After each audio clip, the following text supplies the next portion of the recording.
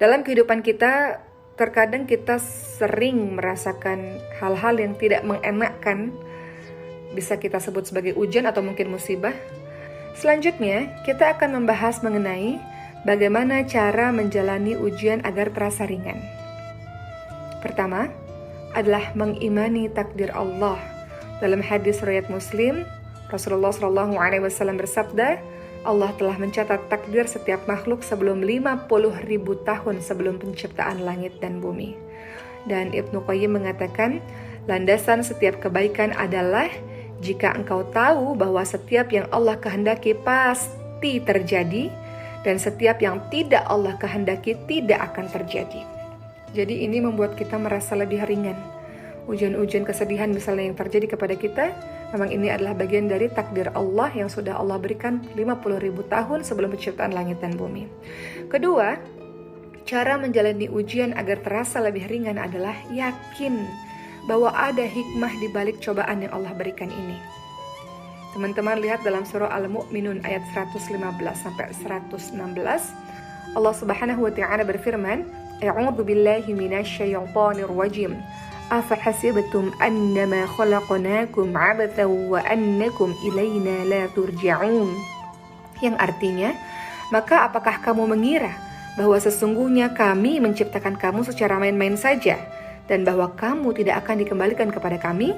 Ayat berikutnya Al-Mu'minun 116, Allah Subhanahu wa taala berfirman yang artinya, maka Allah Maha Tinggi, Raja yang sebenarnya, tidak ada Tuhan selain Allah, dan Allah yang memiliki arsy yang mulia. Jadi agar ujian kita terasa ringan, yakin bahwa ada hikmah di balik cobaan-cobaan tersebut. Atau teman-teman lihat dalam surah Al-Baqarah 216 misalnya.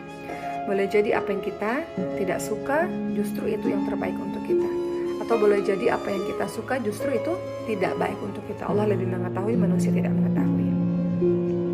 Selalu ada hikmah, selalu ada kebaikan dalam setiap kejadian. Yang ketiga, agar kita merasa ujian atau cobaan kehidupan terasa ringan, ingatlah bahwa musibah yang kita hadapi belum seberapa. Kata Rasulullah apa? Musibah yang menimpaku sungguh akan menghibur kaum muslimin. Atau dalam lafaz lain Rasulullah SAW bersabda, siapa saja yang terasa berat ketika menghadapi musibah, maka ingatlah musibah yang menimpaku. Ia tentu akan merasa ringan dengan musibah tersebut. Ingat bahwa Rasulullah SAW sudah yatim piatu sejak kecil.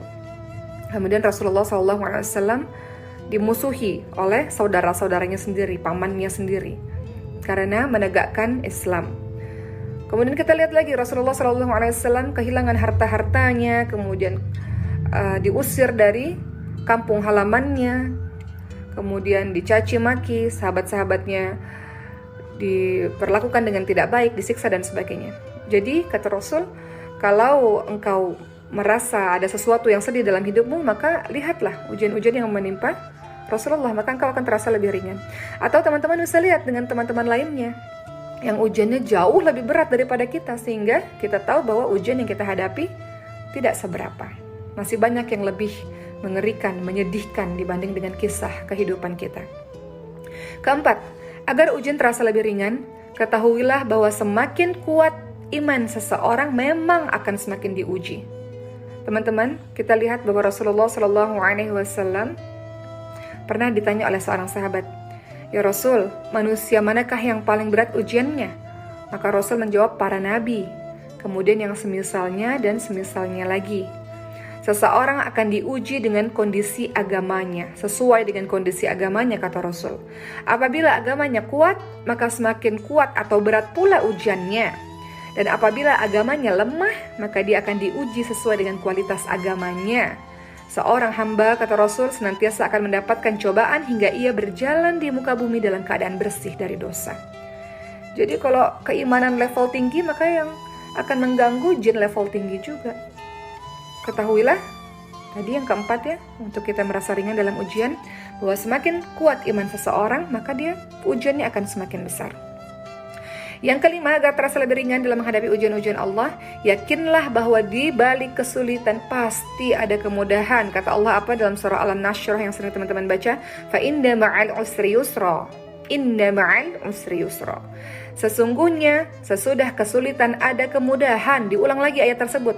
Sesungguhnya sesudah kesulitan ada kemudahan. Pasti ada kemudahan. Allah kasih ujian, Allah kasih solusi teman-teman sekalian. Bahkan Allah sendiri yang janji.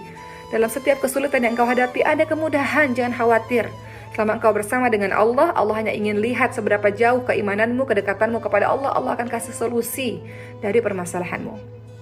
Kemudian yang keenam, supaya engkau merasa lebih ringan dalam menghadapi ujian-ujian kehidupan, hadapilah cobaan dengan bersabar. Bersabar. Ali bin Abi Thalib radhiyallahu anhu mengatakan, sabar dan iman adalah bagaikan kepala pada jasad manusia. Oleh karenanya, tidak beriman dengan iman yang sempurna jika seseorang tidak memiliki kesabaran. Apa itu sabar, sahabat sekalian? Sabar adalah menahan hati dan lisan dari berkeluh kesah, serta menahan anggota badan dari perilaku emosional seperti menampar pipi, merobek baju, dan yang lainnya. Kemudian yang ketujuh, cara agar kita ringan dalam menghadapi ujian, bersabarlah di awal musibah. Kata Rasulullah ketika melihat ada seorang perempuan menangis di kuburan meratap, kata Rasul untuk bersabar kepada perempuan tersebut. Dan Rasul pun menasihati perempuan tersebut bahwa yang namanya sabar seharusnya dimulai ketika awal ditimpa musibah. Itulah yang disebut sebagai sabar yang sebenarnya. Sabar yang sebenarnya bukanlah ketika telah mengeluh lebih dulu di awal musibah. Justru dari awal ada musibah, maka bersabar.